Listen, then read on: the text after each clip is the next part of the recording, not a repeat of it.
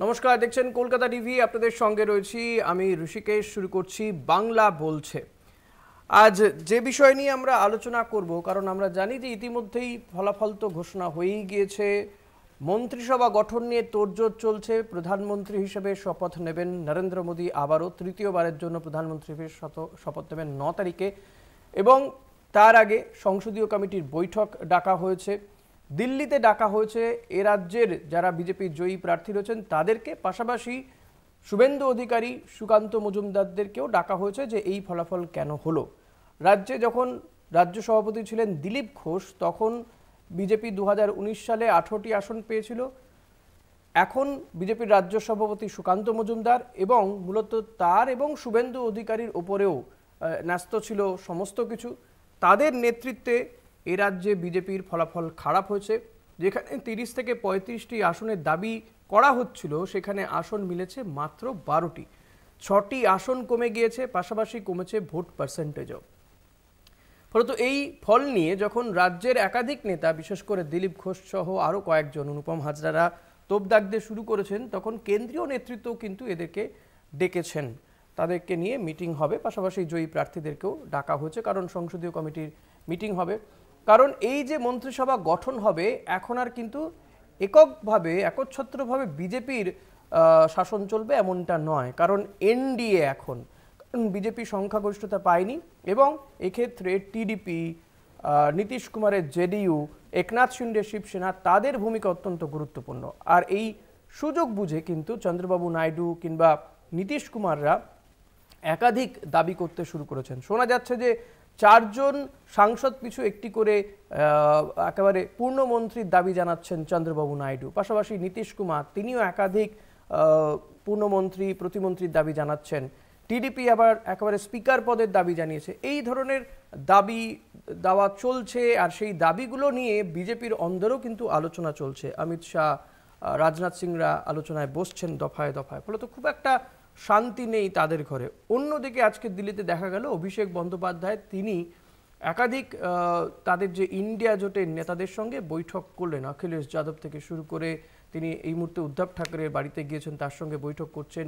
Up নেতা রাঘব চাড্ডার সঙ্গে বৈঠক করেছেন, তেজস্বী যাদবের সঙ্গে বৈঠক করেছেন। কারণ শোনা যাচ্ছে যে উদ্ধব ঠাকরে তিনি নাকি হয়তো আবারও এনডিএ জোটে ফিরতে পারেন, তাকে ডাকা হচ্ছে। ফলত তার কি মনোভাব, উদ্ধব ঠাকরে তিনি এই গতকাল যে ইন্ডিয়া জোটের বৈঠক হলো, সেই বৈঠকে উপস্থিত ছিলেন না, প্রতিনিধি পাঠিয়েছিলেন। ফলত তার কি মনোভাব। অপরদিকে দেখুন অজিত পাওয়ার, তারাও কিন্তু ছিল না গতকাল এনডিএর বৈঠকে। কিন্তু উদ্ধব ঠাকরের কি মনোভাব, তারা এই জোট নিয়ে কী ভাবছে, এই সমস্ত কিছু বুঝতেই অভিষেক বন্দ্যোপাধ্যায় ঘুরেছেন আজকে। এরই মধ্যে রাজ্যের বিজেপি যিনি প্রাক্তন রাজ্য সভাপতি দিলীপ ঘোষ, তিনি রাজ্য নেতাদের প্রতি বিস্ফোরক মন্তব্য করছেন এবং ঠারে ঠোরে বুঝিয়ে দিতে চাইছেন।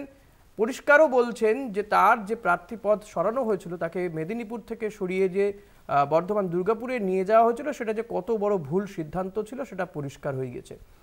আজকে অনুষ্ঠান শুরু করব দিলীপ ঘোষের এই বক্তব্য দিয়ে। আসুন শুনি দিলীপ ঘোষ ঠিক কী অভিযোগ করছেন। ভোটে হার জিতে হয় তাতে একটু মনে প্রভাব পড়ে, কিন্তু ব্যাপারটা যেভাবে সংগঠন একবারে পশ্চিমবঙ্গে শুয়ে পড়েছিল, কর্মীরা বেরোননি, কর্মীদের বার করতে গিয়ে আমি তো মেদিনীপুরে 1 বছর 1.25 বছর ধরে লেগে বুথ অবধি সংগঠন তৈরি করেছিলাম, সব গ্রামে গেছিলাম। সেখানে 304 কোটি টাকা দিয়ে কাঁসাই ব্রিজের স্যাংশন করেছিলাম, টেন্ডার 50 বছরের পেন্ডিং, এবং শিলাবতী 2টো ব্রিজ গডকরিজির কাছ থেকে। 500টা গ্রামে সোলার লাইটের আমি পারমিশন করি, 250 গ্রামে লেগে গেছিলো, আরও 250 গ্রামে প্রসেসে আছে। বাকি আমার ফান্ড থেকে যা কাজ করা সে তো আমি করেছি। রাস্তাঘাট ইত্যাদি, একাধিক ট্রেন, নতুন ট্রেনের যে স্টপেজ বেলদা থেকে আরম্ভ করে খড়গপুর দিকে, সেটা আমি করেছিলাম। তো মানুষ খুশি ছিল, সমস্ত পার্টির লোকেরাই আমার পক্ষে ছিল। যে কোনো কারণে হোক, পার্টির সিদ্ধান্ত নিয়েছে, সেটা ঠিক ছিল না, প্রমাণ হয়ে গেছে। তো আমি বাকি জায়গায়ও করব, কিন্তু সংগঠন যেভাবে ঢিলে হয়ে গেছে সব জায়গায়, বুথে আমরা প্রথমে লোক খুঁজে পাইনি, খুঁজে দাঁড় করাতে এজেন্ট খুঁজতেও হয়েছে। তো দুর্বলতা ছিল সংগঠনের, সেই জন্য সব জায়গায় সার্বিকভাবে আমাদের ভোট কমেছে। এবং দিলীপ ঘোষ বলছেন সংগঠনের সমস্যা ছিল, সংগঠন শুয়ে পড়েছে। অর্থাৎ তার গতকালও আমরা দেখেছি তার বক্তব্য যে 2018-19 পরে আর সংগঠনের খুব একটা উন্নতি হয়নি, সংগঠন এগোয়নি। অর্থাৎ তিনি ছেড়ে যাওয়ার পর থেকে সংগঠন এগোয়নি, এটাই পরিষ্কার বলতে চাইছেন। সুকান্ত মজুমদার, তার কি বক্তব্য, বর্তমান রাজ্য সভাপতি, শুনি একবার।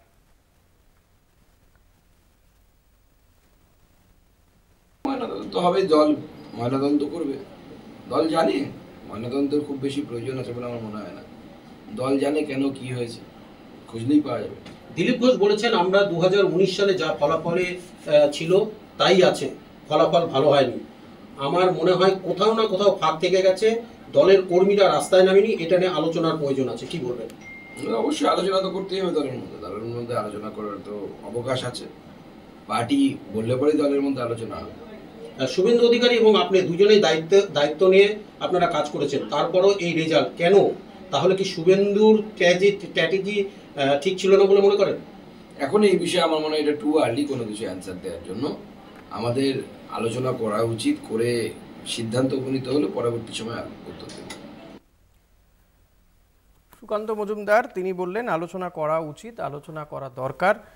ফলত কোথাও গিয়ে কিন্তু বিজেপির অন্দরে একটা কোন্দল দেখা দিয়েছে এবং দিলীপ ঘোষ তো প্রায় প্রত্যেক দিনই নিয়ম করে সোচ্চার হচ্ছেন তার দলের নেতাদের বিরুদ্ধে। আমাদের আজকের এই অনুষ্ঠানে রয়েছেন সিপিআই এর পক্ষ থেকে গৌতমদা, স্বাগত জানাবো আপনার সঙ্গে। নিঃসন্দেহে গোটা বিষয়গুলো নিয়েই আজকের যে যা ডেভেলপমেন্ট হচ্ছে সেই সমস্ত নিয়ে আলোচনা চলবে। তবে এই মুহূর্তে সময় হয়ে গেছে ছোট্ট একটা বিরতির পরে ফিরে আসবো, সঙ্গে থাকবেন। ফিরলাম বিরতির পর, দেখছেন বাংলা বলছে, আপনাদের সঙ্গে রয়েছি আমি ঋষিকেশ। আমাদের সঙ্গে আরও দুজন গেস্ট রয়েছেন তৃণমূলের পক্ষ থেকে বসুন্ধরা গোস্বামী। বসুন্ধরা, স্বাগত আপনাকে। রয়েছেন বিজেপির পক্ষ থেকে প্রীতম দত্ত। প্রীতম, স্বাগত আপনাকে। আমরা শুরু করেছিলাম দিলীপ ঘোষ এবং সুকান্ত মজুমদারের বক্তব্য দিয়ে। দিলীপ ঘোষের যা বক্তব্য যে তার হারার কারণ হিসেবে তাকে যে মেদিনীপুর থেকে সরিয়ে নিয়ে যাওয়া হয়েছিল সেটা যে ভুল ছিল, এবং তার বক্তব্য সংগঠন একেবারে শুয়ে পড়েছে। গতকালও আমরা শুনেছি তিনি বলছেন সংগঠন তিনি থাকাকালীন, রাজ্য সভাপতি থাকাকালীন যতদূর এগিয়েছিল তারপর আর সংগঠন এগোয়নি। আমি প্রীতমের কাছ থেকে এর একটু ব্যাখ্যা চাইব। হ্যাঁ, দেখুন, দিলীপদা আমাদের অনেক বড় লিডার এবং ওনাকে কোথায় কে দাঁড়াবে সেটা দিলীপদা রাজ্য সভাপতি এবং এত বড় লিডার হিসাবে নিশ্চয়ই জানেন যে এটা না রাজ্য ঠিক করে না কেউ ঠিক করে, এটা আমাদের হায়েস্ট পার্লামেন্টারি বোর্ড তারা ঠিক করেন। তো সেটা ওনারাই ঠিক করেছেন, ওনারা যেটা ভালো মনে করেছেন ওখানে পাঠিয়েছেন। এবার আমাদের সাংগঠনিক দুর্বলতা বলুন বা মানুষকে ঠিক বোঝাতে পারিনি, সেই জন্য দিলীপদা হেরেছেন এবং সেটা আমরা কোর্স কারেকশন করব, সেটা নিয়ে আমাদের মন্থন চলছে। আমরা অ্যানালিসিস করব, বুথ ওয়াইজ আমরা দেখব যে আমরা কোথায় কোথায় ভুল করেছি, কোথায় কোথায় করেছি।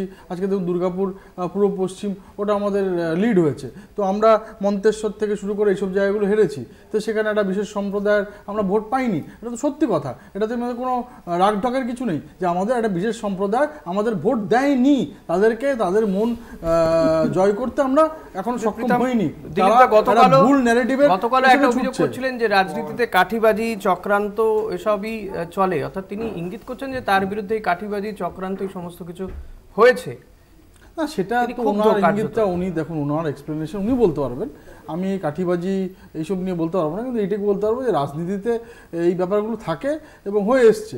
এরপরে কি হবে না হবে সেটা পার্টি ঠিক করবে। কিন্তু আমার যেটা বক্তব্য যে দেখুন কেন কিসের জন্য কি ব্যাপার, ওখানে দাঁড়ালেই যে 100% জিততেন, অন্য জায়গায় দাঁড়ালে জিততেন না, ব্যাপারটা হচ্ছে যে আমি বসুন্ধরার কাছে আসি। বসুন্ধরা, এই যে দিলীপ ঘোষ আজকে যে খুব উগরে দিচ্ছেন এবং প্রীতম যেমনটা ব্যাখ্যা করতে চাইছে যে এটা তো কেন্দ্রীয় নেতারা ঠিক করেন, রাজ্য নেতাদের কোনো ভূমিকা থাকে না, কিন্তু বিষয়টা কি তাই? রাজ্য নেতাদের তো একটা আউটপুট যায় সেখানে, এবং অনেকেই বক্তব্য যে এই প্রার্থীপদ নির্বাচনের ক্ষেত্রে শুভেন্দু অধিকারীর একটা গুরুত্বপূর্ণ ভূমিকা ছিল। দেখুন, একটা কথা বলি যে আমার মনে হয়েছে এটা ওদের মানে বিজেপির চলন দেখে, এবং সম্ভবত আমি আপনাদের এই ফোরামে বা এই ফোরামের মধ্যে এই ধরনের যে ডিসকাশনগুলো সেখানে এটাও বলেছিলাম যে বিজেপি না ইনার পার্টি স্ট্রাগলে পাগল হয়ে যাচ্ছে। কোনো গ্রুপ নেই যেখানে ইনার স্ট্রাগল নেই, হ্যাঁ, কিন্তু বিজেপির ভিতরে ইনার পার্টি স্ট্রাগল। বসুন্ধরা, আমি আসবো আপনার কাছে, আমি একটু গৌতমদার কাছে আসি। গৌতমদা, আপনারা এই বিষয়টাকে কিভাবে দেখেন? যদিও এই মুহূর্তে আপনাদেরও সংগঠনের অবস্থা রাজ্যে খুব একটা ভালো জায়গাতে নেই, ভোট পার্সেন্টেজও আপনাদের পারেনি, তবু আমি জানতে চাইবো এই যে জায়গা দিলীপ ঘোষের যা ক্ষোভ বিক্ষোভ সেটা আপনি কিভাবে দেখছেন? না, দেখুন বিষয়টা খুব পরিষ্কার, সেটা হচ্ছে যে এটা তো একটা দলের আভ্যন্তরীণ ব্যাপার, কে কাকে কোথায় দাঁড় করাবেন। কিন্তু উনি যে কথাটা নির্যাস যেটা বেরিয়ে এসছে ওনার বলার মধ্যে দিয়ে, সেটা হচ্ছে যে বিজেপির বুথভিত্তিক সংগঠন খুব দুর্বল, এটা উনি বলতে চেয়েছেন। এবং উনি এটাও বলতে চেয়েছেন যে আমার সময় যে চেষ্টা ছিল তারপরে এই চেষ্টাটা হয়নি, এটা একেবারে অন ক্যামেরা উনি বলেছেন। এখন বিজেপি সেটাকে কিভাবে ভাববে, ওনার সঙ্গে কি ডিসকাশন করবেন, কিভাবে এটা তারা মেরামত করবে, এটা সম্পূর্ণ তাদের বিষয়। কিন্তু দুটো জিনিস না বললে খুব অন্যায় হবে, সেটা হচ্ছে এই নির্বাচনে ভারতবর্ষের মানুষের কাছে আমরা খুব করজোড়ে বিনীতভাবে তাদেরকে আমরা কুর্নিশ জানাই, তাদেরকে আমরা অভিনন্দন জানাই যে তারা দুটো জিনিসকে খুব পরিষ্কার করেছেন। সেটা হচ্ছে দেশটাকে ধর্মের নামে বিভাজিত করতে চাইছিল যে দল, এবং যে দল একক একটা সহিষ্ণুতাকে বাদ দিয়ে মোদি গ্যারেন্টি, এবং মোদি বলছিলেন তিনি অবতার, এখন অন্তত প্রমাণ হলো তিনি মানুষ, আমাদের দেশের প্রধানমন্ত্রী তিনি মানুষ, এবং তিনি মানুষ হয়েই আবার নতুন করে এনডিএর নেতা হয়ে তিনি প্রধানমন্ত্রিত্ব করার জন্য আমাদের সঙ্গে কংগ্রেসের পক্ষ থেকে শক্তি মৈত্র রয়েছে। শক্তিদা, স্বাগত আপনাকে জানাবো এবং আপনার কাছ থেকে জানতে চাইবো যে এই রাজ্যের ক্ষেত্রে এই ভোট কি কোথাও একটা শিক্ষা দিয়ে গেল যে সংগঠন যার মজবুত এই ভোট রাজনীতিতে জেতার সম্ভাবনা তার অনেক বেশি থাকে? সর্বপ্রথম ভারতবর্ষের সর্বস্তরের মানুষকে সংবিধান হত্যার যে প্রক্রিয়া এবং প্রচেষ্টা করেছিল একটা রাজনৈতিক দল যার মাথায় ছিলেন অনারেবল এক্স, এখনো till today he is not the prime minister, caretaker, সেইটাকে ব্যর্থ করেছে। এবং যেখানে যেখানে উদার দৃষ্টিভঙ্গি নিয়ে আঞ্চলিক দলগুলোর সঙ্গে গাঠবন্ধন করা গেছে সেখানে শেষ হয়েছে। আমি যে প্রশ্নটা পার্টিকুলারলি তুমি করেছো, যে ডেফিনেটলি মাইকে দাঁড়িয়ে বক্তৃতা করা আর বুথ লেভেল পর্যায়ে সংগঠনকে বৃদ্ধি করা, দুটোর মধ্যে আকাশ পাতাল তফাৎ। তারাই ভোটটাকে বাড়ির থেকে মানুষকে এনে ভোটের লাইনে দাঁড় করিয়ে যারা বুথ লেভেলে কাজ করে তারাই আইডেন্টিফাই করতে পারে ভয় না দেখিয়েও যে এই ভোটটা কংগ্রেসের পড়ছে, এই ভোটটা তৃণমূলের পড়ছে, এই ভোটটা বিজেপির পড়ছে, এই ভোটটা বামপন্থীদের পড়ছে। দেখো, আমি সবচেয়ে বেশি আনন্দিত খুশি এই কারণেই যে যিনি নিজেকে ভগবান প্রদত্ত সন্তান বলেছিলেন, এবং অনেক সময় এখানে দাঁড়িয়ে শুনতে হয়েছে আমাদের প্রধানমন্ত্রী কে হবে। আমি বলি যে জয়া ভাদুরীর একটা বই ছিল, বইয়ের নায়িকা ছিলেন মিলি, বইটার নাম মিলি, জয়া ভাদুরী তার নায়িকা। 60-এর দশকের শেষে জুলি বলে একটা বই হয়েছিল, সুপারহিট। আর অমিতাভ বচ্চনের একটা বই ছিল সরকার। আজকে আমরা বলছি একদিকে টিডিপি, একদিকে নীতিশ কুমার, একদিকে 2-3টে আসন যারা পাচ্ছে তারা। আজকে দেখব একদিন ধরে প্রধানমন্ত্রী সবাইকে ব্ল্যাকমেল করেছেন, এখন তার শরিকরা কেউ বলছে 3টে পূর্ণ ক্যাবিনেট দিতে হবে, কেউ বলছে স্পিকারের সঙ্গে ক্যাবিনেট দিতে হবে। History repeat itself. বেশ, আমরা এই বিষয়গুলো নিয়ে আলোচনায় আসবো, আমাদের আজকের বিষয়তেও রয়েছে। একটা ছোট্ট বিরতিতে যাব, বিরতির পরে আবারও ফিরছি আলোচনায়, সঙ্গে থাকবেন। এই চাটা দাও না একটু। বিরতির পর দেখছেন বাংলা বলছে, আপনাদের সঙ্গে রয়েছি আমি ঋষিকেশ, আমাদের সঙ্গে অতিথিরা রয়েছে। আমরা আজকেও কিন্তু দিল্লিতে দেখেছি একাধিক মিটিং চলতে দেখছি এখনো। অভিষেক বন্দ্যোপাধ্যায় তিনি আবার মুম্বাইতে চলে গিয়েছেন, তিনি মিটিং করছেন উদ্ধব ঠাকরের সঙ্গে। তার আগে তিনি মিটিং করেছেন অখিলেশ যাদব, রাঘব চাড্ডাদের সঙ্গে, তেজস্বী যাদবের সঙ্গে মিটিং করেছেন।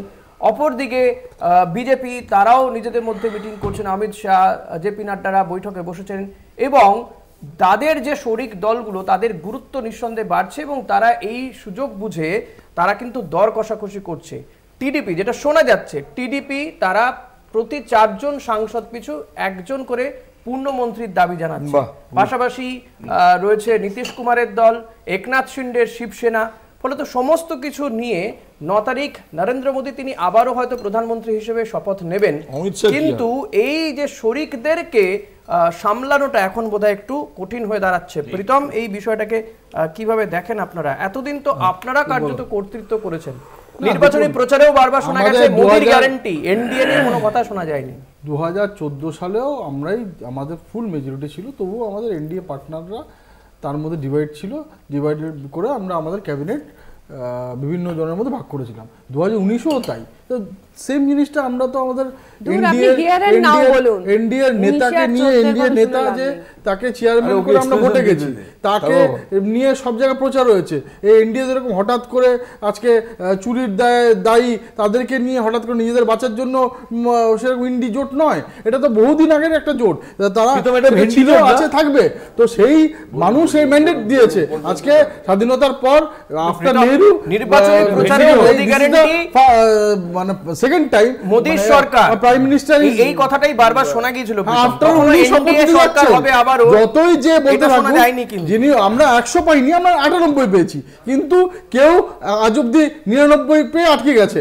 আর কেউ কেউ তো আজকে এই থেকে শুরু করে ওই একটা দুটো তিনটে এরকম সারা দেশে ভোট পেয়েছে। তার ভোট পার্সেন্টেজ তুমি দেখলে কি পরিস্থিতি আছে সেটা দেখা যায়। কিন্তু কথাটা হচ্ছে যে আজকে আমরাই, মানুষ আমাদেরকে আশীর্বাদ দিয়েছেন, আমরা আবার মানুষের আশীর্বাদ নিয়ে, মানুষের মতামত নিয়ে আমরা সরকার করছি। বসুন্ধরা এই যে যে ইন্ডিয়াটা ছিল সেই ইন্ডিয়া নিয়ে প্রীতম, বুঝতে পেরেছি। বসুন্ধরা এই জায়গাতে আপনারা কিভাবে দেখেন আপনি? কারণ আপনারাও এই রাজ্যে যখন সরকারে আসে একটা জোট তো ছিল কংগ্রেসের সঙ্গে, বা এখন আপনারা কংগ্রেসের সঙ্গে দীর্ঘদিন ইউপিএ 2-তেও ছিলেন, কিন্তু এই জায়গায় দাঁড়িয়ে এই যে জোটদেরকে যেভাবে সামলাতে হবে এখন, এতদিন তো নরেন্দ্র মোদী মূলত তারই শাসন চলেছে।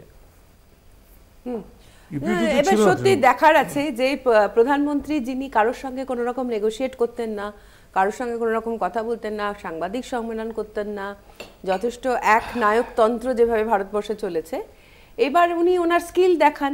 একজন মানুষ, একজন নেতার তো খুব বড় গুণ যে হাউ টু নেগোশিয়েট, এই স্কিলটা থাকা। এবার দেখা যাক তা কি করেন।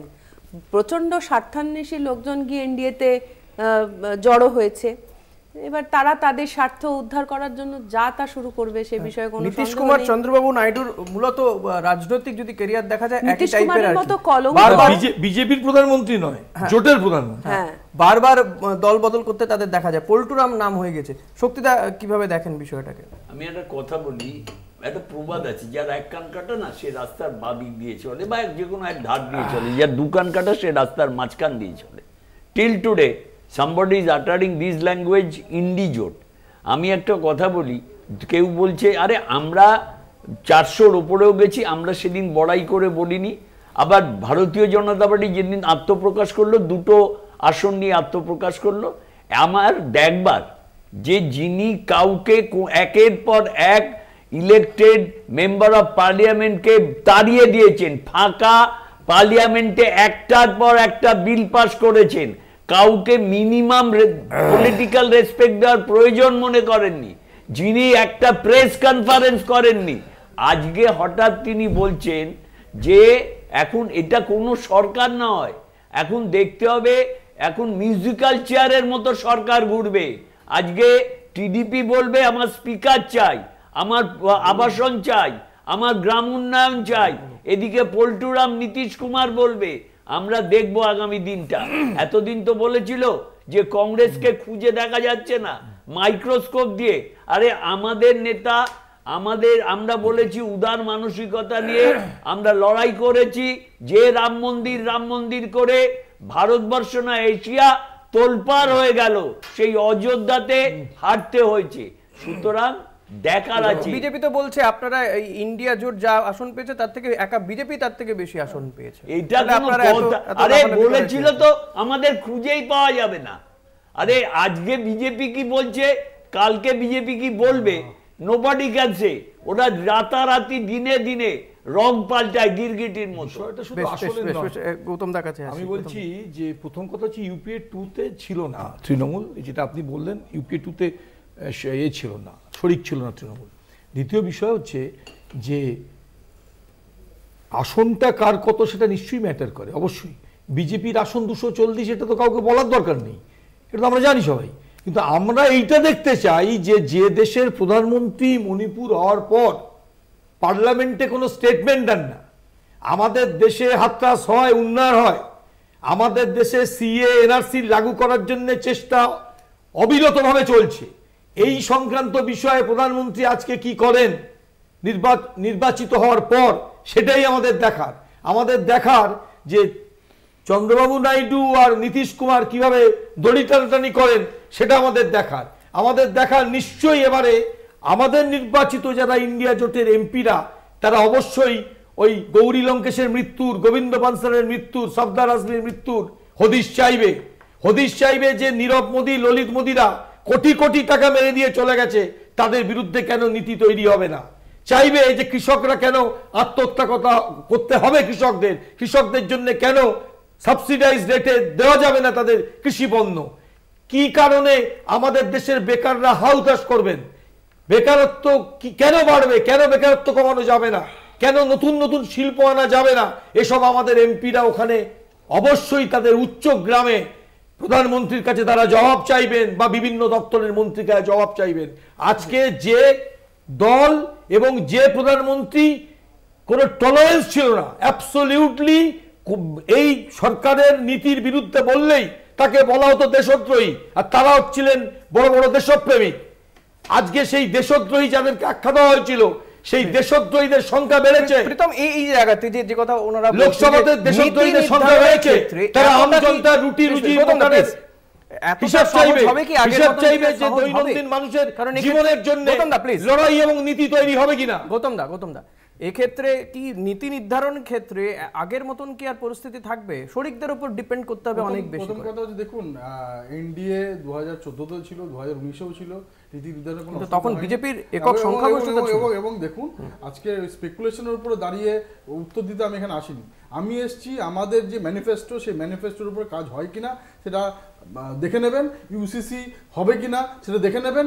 আর যা আমরা বলেছি, যারা যারা চুরি করেছে তাদের বিরুদ্ধে যেভাবে তদন্ত চলছিল, যেভাবে করা উচিত সেটা হয় কিনা সেটাও দেখে নেবেন। কিন্তু কথাটা হচ্ছে যা ম্যানিফেস্টোতে আছে সেটা হবে।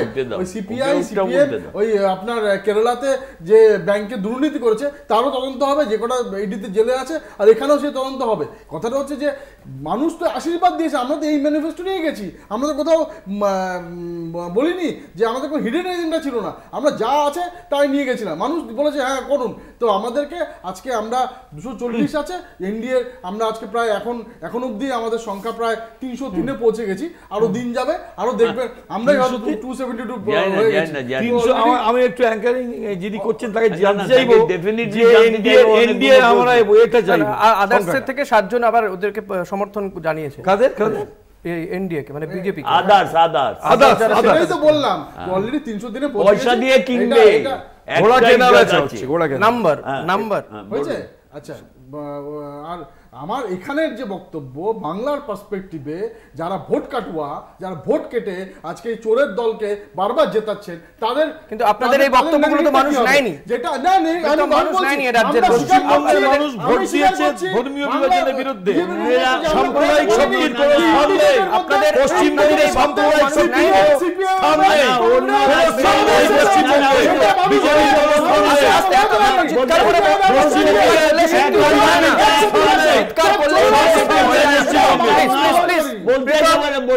প্রীতম একটা ছোট্ট বিরতিতে যাব, আবারও ফিরবো বিরতির পরে, সঙ্গে থাকবেন। ফিরে এলাম বিরতির পর, দেখছেন বাংলা বলছে, আপনাদের সঙ্গে রয়েছে আমি ঋষিকেশ। আমি গৌতম দার জন্য একটা তথ্য দিয়ে রাখবো, ইউপিএ 2-তে কিন্তু তৃণমূল কংগ্রেস ছিল ইউপিএ 2-তে। যাই হোক, এর পাশাপাশি আমরা যদি আজকের যে আলোচনা, মিটিং মিছিল, যে সমস্ত বিষয় নিয়ে আলোচনা চলছে, আজকে জেপি নাড্ডার বাড়িতে বিজেপির একটি বৈঠক হয়েছে, সেই বৈঠকে ঠিক কি উঠে এলো, কি কি সিদ্ধান্ত হলো, সবকিছু জানবো। দীপ্তিমান ভট্টাচার্য রয়েছেন নিউজ রুম থেকে সরাসরি। দীপ্তিমান, একেবারে দেখো, জেপি নাড্ডার বাড়িতে আজকে গুরুত্বপূর্ণ বৈঠক হয়। সেই বৈঠকে কিন্তু বেশ কিছু গুরুত্বপূর্ণ সিদ্ধান্ত নেওয়া হয়েছে এবং বিজেপির বেশ কয়েকজন নেতাকে কিন্তু গুরু দায়িত্ব দেওয়া হয়েছে বলা যেতে পারে। দেখো, এই বৈঠকে সবার প্রথমে যে সিদ্ধান্ত নেওয়া হয়েছিল, জেপি নাড্ডার জায়গায় শিবরাজ সিং চৌহানকে তার দায়িত্বটা দেওয়া হোক, কিন্তু শিবরাজ সিং চৌহান সেই দায়িত্ব নিতে অস্বীকার করেছেন। তিনি বলেছেন তিনি এখনও জেপি নাড্ডার সেই জায়গাটা নিতে চাইছেন না, সুতরাং সেটা প্রথমেই কেটে দেওয়া হয়। কিন্তু পরবর্তীকালে গুরু দায়িত্ব দেওয়া হয়েছে কিন্তু পীযূষ গোয়েলকে দায়িত্ব দেওয়া হয়েছে যে যত তাদের গঠবন্ধন অর্থাৎ তাদের যারা সহযোগী দল রয়েছে তাদের সঙ্গে তারা কথা বলুক এবং কথা বলে দর কষাকষি অর্থাৎ কে কোন দায়িত্ব নেবে, কে কোন মন্ত্রক নেবে সেটা যেন ঠিক করা হয়। কারণ ইতিমধ্যে এখনও সরকার তৈরি হয়নি, ইতিমধ্যে কে কোন মন্ত্রক নেবে তা নিয়ে কিন্তু বেশ বড় দর কষাকষি চলছে। আর ইতিমধ্যে রবিশঙ্কর প্রসাদ কিন্তু ইতিমধ্যে একটা বক্তব্য রেখেছেন, যা বক্তব্য নিয়ে কিন্তু শরিকদের মধ্যে গোলমাল দেখা দিয়েছে। তিনি বলেছেন যে বিজেপি যা দেবে সেটাই নিয়ে সন্তুষ্ট থাকতে হবে শরিকদের, কিন্তু শরিকরাই সে কথা মানতে নারাজ। টিডিপি স্পষ্ট বলে দিয়েছে তাদের কিন্তু 5টা মন্ত্রক দরকার। এর ভেতরে কিন্তু যেটা জানা যাচ্ছে এখনো পর্যন্ত রেল, স্বরাষ্ট্র মতন এবং ডিফেন্সের মতন এই দায়িত্বগুলো তারা চাইছেন, অর্থাৎ বড় বড় যে মন্ত্রক রয়েছে সেই মন্ত্রকগুলো চাইছেন। নীতিশ কুমারও পাল্টা বলেছেন যে রেল তার চাই। নীতিশ কুমার একসময় রেল মন্ত্রীও ছিলেন, তিনি চাইছেন রেলটা তার হাতে যেন আসে। অর্থাৎ এই যে যারা শরিকি দল রয়েছেন তারা কিভাবে এগোবেন, এবং এই সরকার তৈরি হয়নি এখনো, সরকার তৈরি হওয়ার আগেই কেউ কেউ বলেও বসছেন যে ভেতরের খবর যে সূত্রের মারফত আমরা যেটা জানতে পারছি যে তারা বাইরে থেকে সমর্থন করবে, কিন্তু বাইরে থেকে সমর্থন করলে পরে সরকার কতদিন টিকবে, কিভাবে সরকার এগোবে, সেটা নিয়ে কিন্তু একটা বড় প্রশ্নচিহ্ন, এবং সেই প্রশ্নচিহ্নটা যেন না থাকে সেই জন্যই কিন্তু আজকে গুরুত্বপূর্ণ এই বৈঠক হয়েছে। রাজনাথ সিংকে কিন্তু দায়িত্ব দেওয়া হয়েছে উত্তরপ্রদেশের যত এমপি রয়েছে তাদের নজর রাখা এবং তাদের সঙ্গে কথা বলা, সেখানে কি কি হয়েছে না হয়েছে সেই বিষয়গুলোর ওপর খুঁটিনাটি খবর রাখা। কিন্তু যেহেতু 9 তারিখে কিন্তু এখানে একদিকে যেরকম আমরা জানি 9 তারিখে প্রধানমন্ত্রী নরেন্দ্র মোদী কিন্তু তিনি শপথ নেবেন, সেখানে কিন্তু ক্যাবিনেট কি হবে সেটা এখন সবথেকে বড় প্রশ্ন। কারণ ক্যাবিনেট তৈরি করতে গেলে শরিকরা যদি নীতিশ কুমার এবং পাশাপাশি চন্দ্রবাবু নাইডু তারা দুজন যদি এখানে না থাকে, তাহলে করে কিন্তু সরকার তৈরি হওয়ার আগেই আমরা যেটা 90-র দশকে দেখেছিলাম যে সরকার তৈরি হওয়ার আগেই কিন্তু 13 দিন 13 মাস বিজেপিরই সরকার ছিল, অটল বিহারী বাজপেয়ী, সেরকমভাবে কিন্তু সরকার পড়ে যেতে আমরা দেখেছিলাম ঠিক এই একইভাবে। সেক্ষেত্রে এইবার এই জিনিসগুলোকে কিভাবে সামলাবেন সেটা হচ্ছে সবথেকে বড় প্রশ্ন, এবং এই গুরুদায়িত্ব কিন্তু পীযূষ গোয়েলকে দেওয়া হয়েছে যে পীযূষ গোয়েল পুরো বিষয়টির উপর নজর রাখবেন, তিনি শরিকদের সঙ্গে কথা বলবেন, দর কষাকষি করবেন এবং সবাইকে একটা স্মুথ লাইনিংয়ে নিয়ে আসবেন, কিভাবে এই সরকার গড়া যায় এবং কিভাবে তারা এগিয়ে নিয়ে যাওয়া যায়। এর জন্য হয়তো বেশ কিছু সিদ্ধান্ত নিতে পারেন, যেটা এখন আমরা বিজেপির সূত্র মারফত জানতে পারছি যে তারা হয়তো একটা চার্টার অফ পয়েন্ট তৈরি করতে পারেন, যেখানে তাদের সবাইকে নিয়ে একটা পয়েন্ট তৈরি করা হবে, এই বিষয়গুলো এগোবে, এই বিষয়গুলো থাকবে এবং এর বাইরে তারা এগোবেন না। অর্থাৎ সেইগুলো এখন দেখার বিষয় আগামী 2-3 দিন খুবই গুরুত্বপূর্ণ রয়েছে। একদমই ধন্যবাদ দীপ্তিমান। কথা বলছিলাম প্রতিনিধি দীপ্তিমান ভট্টাচার্যের সঙ্গে। আমি প্রীতম যে জায়গাটা আমাদের প্রতিনিধি তুলে ধরছিলেন যে কোথাও গিয়ে কি এটা একটা সমস্যা হয়ে দাঁড়াচ্ছে আপনাদের কাছে, শরিকদেরকে একই লাইনে নিয়ে আসা, তাদের দাবি দেওয়াকে মেনে নেওয়া, কারণ ইতিমধ্যেই বিশেষ বিশেষ দায়িত্ব দেওয়া হয়েছে কয়েকজন মিউজিক্যাল চেয়ার হবে। কোলিশন মুভমেন্টের একটা মানে কি বলবো, এটা সিস্টেম, সবাইকে নিয়ে চলার তো চলতে হবে, যে যার বিভিন্ন ডিমান্ড আছে তার কারণে অনেক এগুলো ম্যাক্সিমামই আঞ্চলিক দল, তাদের বিভিন্ন রাজ্যে বিভিন্ন রকম ডিমান্ড আছে। যেমন অন্ধ্রপ্রদেশে স্পেশাল প্যাকেজ ওনাদের দরকার, বিহার অনেকদিন ধরে স্পেশাল প্যাকেজের জন্য দাবি করে আসছে, তাদের বিভিন্ন রকম মন্ত্রক দরকার। পশ্চিমবঙ্গে আপনারা নিশ্চিত থাকুন যে প্রথম যে 4-5টা পোর্টফোলিও আছে, যেমন আপনার ফিনান্স, ডিফেন্স, আপনার হোম, এইগুলো কিন্তু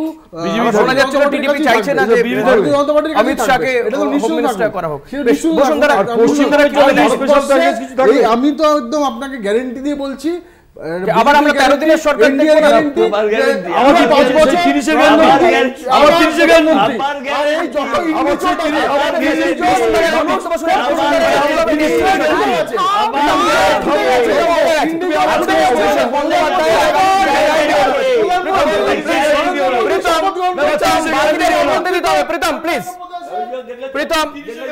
আমি অভিষেক বন্দ্যোপাধ্যায়কে দেখা গিয়েছে একাধিক জায়গায় তিনি মিটিং করেছেন অখিলেশ যাদব, রাঘব চাড্ডা, উদ্ধব ঠাকরের সঙ্গে।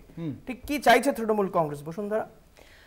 না আচ্ছা, আমি যেটা বলতে চাই, আমার যেটা ধারণা সেটা হচ্ছে, দেখুন এই যে ইলেকশনটা আমরা সারাটা দেশ জুড়ে করলাম ইন্ডিয়া জোট তার পক্ষে, তো এই ইলেকশনটা আমাদের অনেক কিছু শিখিয়ে দিয়ে গেছে। সব থেকে বড় কথা, ভারতবর্ষের যে মূল চরিত্র, সত্যি সত্যি ভারতীয় বলতে কাকে বোঝায়, কোনো হিন্দুকে নয়, একটা বহুত্ববাদী একটা মনকে বোঝায়, একটা সহিষ্ণুতার অবস্থানকে বোঝায়, একটা পজিটিভ ন্যারেটিভ আমরা তৈরি করতে পেরেছি, যেটা ভারতবর্ষ থেকে হারিয়ে যাচ্ছিল, তার প্যাট্রিয়টিক ফিলিং, সেই জিনিসটা নিয়ে আমরা এই কাজটা করতে পেরেছি। আজকের সময় নেই বসুন্ধরা, অনেক ধন্যবাদ আপনাকে, ধন্যবাদ জানাবো প্রীতমকে, শক্তিদা এবং গৌতম দা, আপনাদের চারজনকেই ধন্যবাদ জানাবো। আজকে আর সময় নেই, তুমি আর 30টা বলবে না। একদমই নিঃসন্দেহে আমাদের নজর থাকবে যে মন্ত্রিসভা ঠিক কি গঠিত হয় এবং এই সরকারি বা কতদিন থাকে, আদৌ কোনো সমস্যায় পড়তে হয় কিনা। আপনাদের নজর থাকুক। কলকাতা টিভিতে রাত দিন 7।